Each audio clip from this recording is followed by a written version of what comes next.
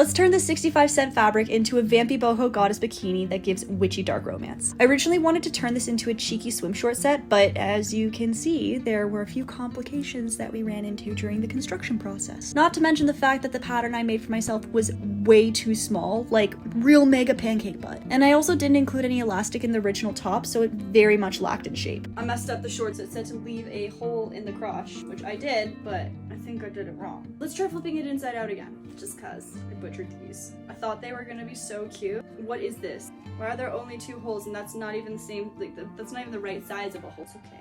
I'm just gonna redo the project because I have all these scraps and I want to do some funky designs on the cups, and I would have to do that before I do it as a bathing suit, so let's see how it turns out. Since this technically was my first time ever making a bikini, I thought it'd be smart to buy some patterns for guidance, seeing I didn't do so well with my DIY design. A lot of the fabric was used up making those lined swim shorts that flopped hard, so I needed to reuse the material from that to put together the new top. And thankfully, I was able to repurpose the straps from my first version, as well as a bunch of fabric strips I had cut out from the shorts to make some really freaking sick designs. I wanted the final look to feel something like a witchy siren would wear while lounging in a moonlit hot spring or twirling through the mist of an overgrown garden.